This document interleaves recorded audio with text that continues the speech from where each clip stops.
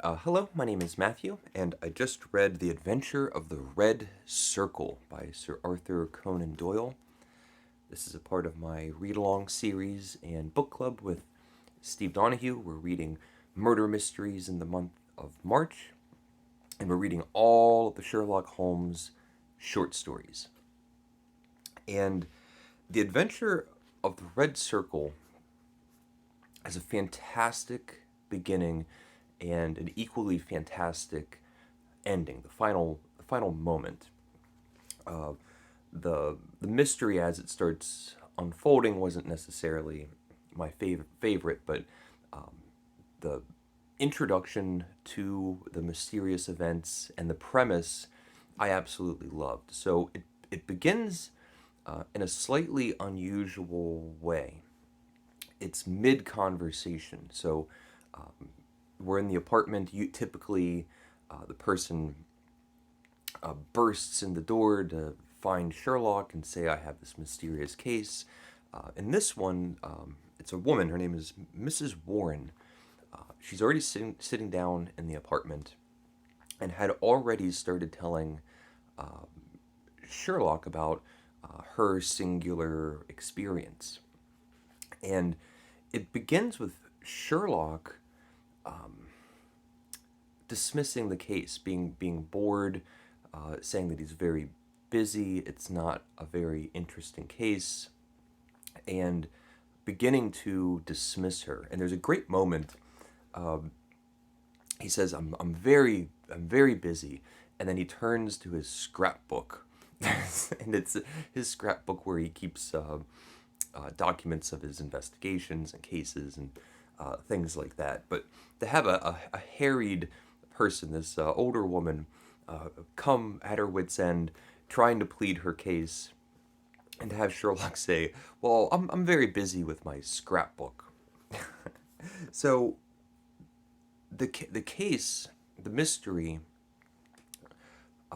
is just a brilliant premise. And as I was reading it, I felt like the story was compact and efficient, precise, small scale. It reminded me of the ingenious premise in the cardboard box, where the woman in that story receives a parcel in the post, and it's two severed ears that are packed in by salt, coarse salt. And that's the mystery that has to be unfolded. In this one, Mrs. Warren, she begs Sherlock, please take my case. She is a lodger. Her and her husband run a building where they rent out rooms, and she begins by saying that there's a particular lodger who's staying has a contract to stay for 2 weeks and never leaves the apartment. And Mrs. Warren can just hear this person on the third floor constantly shuffling around, walking from one end of the room to the other. And it's been like a week. The person's never left the room, and that's it. That's all this woman is upset about. And she starts going into details. The first interaction that she had with the person that wanted to rent the room gives a huge sum of money, £5 a week, where the actual rate was, I believe, only 10 shillings a week. And I don't know the rates and how much more £5 is compared to 10 shillings, but it just means that it's a lot. It's a whole lot more money than what she's even asking for. But the person had demands. One was to have his own key, and he could have free use of the house, even though when the person is in the house, in the room, they never leave. And on the first night, the person leaves and doesn't come back until well after midnight or well after everyone's asleep. They lock themselves in the room, and at that point never come out. And so on the first day that the person did leave, and Mrs. Warren says yes, And Sherlock says, well, what about food? And there's this system that they have. The person will ring a bell. The food is to be delivered on a chair outside of the door. Little requests can be put on the plate after it's finished. The person will ring the bell when the empty plate is back on the chair, and have little notes, requests. So things like the Daily Telegraph or the Daily Gazette, I can't remember, but a newspaper, a particular newspaper, matches, one word notes like that, and they're printed instead of written in longhand or cursive. They're kind of block printed letters. Sherlock finds that unusual. And Sherlock, of course, decides to take interest in the case and says, if there's any further developments, please let me know. And Sherlock and Watson are talking about it, and Sherlock starts theorizing and finding little things that are interesting and having his hypothesis. Maybe there's been a switch. The person left and came back. It could have been a different person that came back specifically at a time of day when everyone else is asleep. They're locked in there, and no one knows. Things like that. So the next morning, Mrs. Warren is back at Baker Street, and she goes, "Now I'm calling the police." Now she's totally at her wit's end. It's her and her husband. Her husband had an ordeal in the morning. He was abducted. Two people put a sack over his head, threw him into a carriage, drove several miles, and then threw him out of the carriage. So it was this guy that was going to be on his way to work. Nothing, he wasn't assaulted, he wasn't robbed. Sherlock very quickly realizes the abductors probably thought that the person locked up in the room was walking down the street, and so they took him, quickly realized they had the wrong person, and then booted them out of the car. And so they're gaining facts and getting interested in it. Sherlock asks Mrs. Warren, "Don't call the police now. Now I'm interested." Things like it must be a man that these people are looking for. They don't exactly know what he looks like. The handwriting, the print handwriting, must be a way of disguising any clue of who might be in the apartment.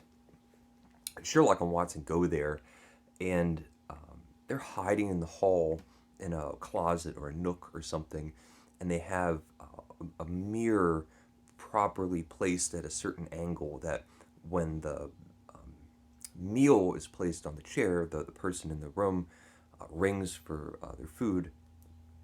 Sherlock and Watson are hiding, and they see the door open, the food and everything is quickly grabbed, brought back in. And they start going through the paper. They know there's a specific paper that's going in. I'll say the Daily Gazette. And Sherlock and Watson start going through the paper, and they're looking at the adverts and realize there are advertisements, these little messages that correspond to the timeline of what's going on when the person first went in, the date that the person first went in, and the messages just line up with the events that are taking place. And so now Sherlock knows that there is this kind of secret and public correspondence. There's messages going in. We don't know if there's any way that the messages are going back out and who's in the apartment. And this part I thought was just fascinating. Just a great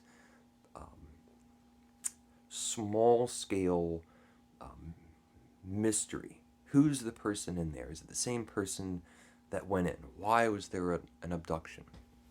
And as it starts unfurling, I became less and less satisfied. It turns out that and there's Italians, and so now we have foreigners that are coming in, wreaking havoc on a respectable old lady's little business, trying to rent out these rooms, and these darn Italians are causing all this trouble.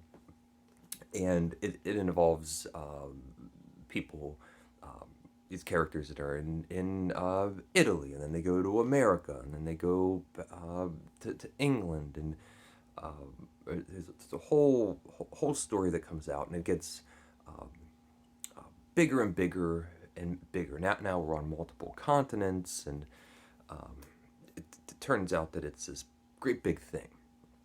But um,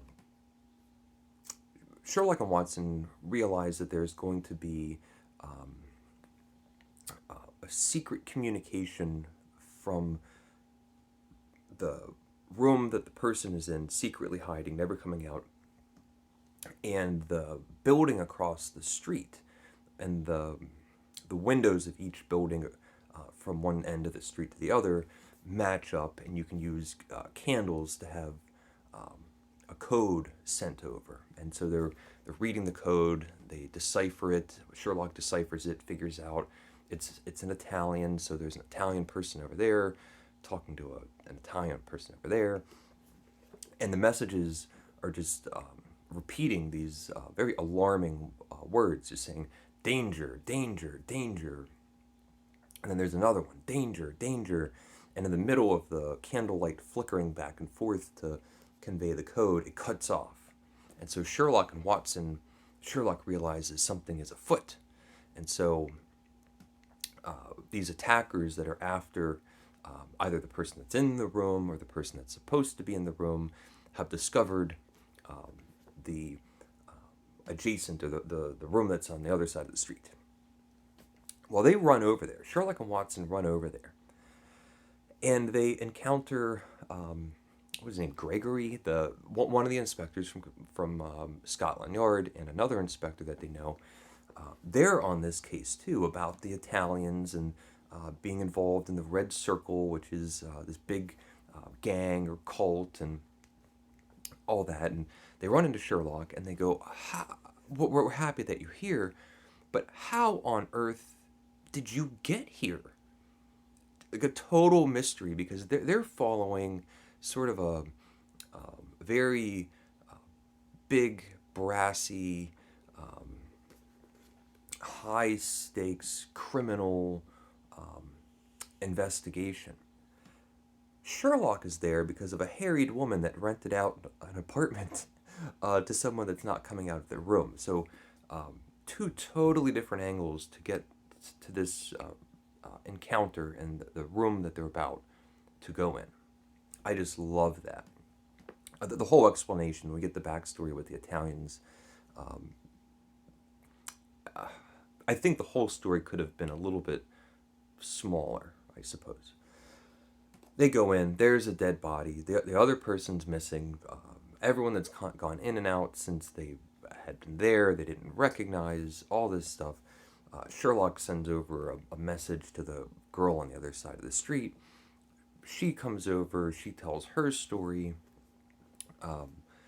and they decide that there was no criminal activity, and that it was self-defense. Why there's a dead body in the room, and it's not the person that the girl thought it was, and all that. So it gets wrapped up, and that's fine. That's to be expected. But my absolute favorite, at the end of this, the inspectors. Let me see if I can find it while I'm talking. The inspectors say to Sherlock, you still didn't explain how you got into this case. And so they have this very big, serious criminal case that they're following.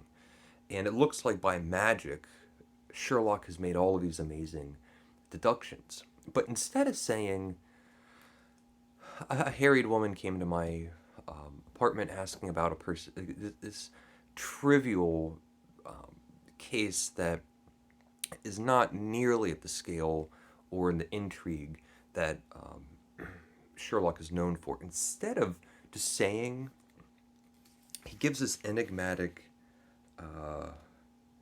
So this is Gregson.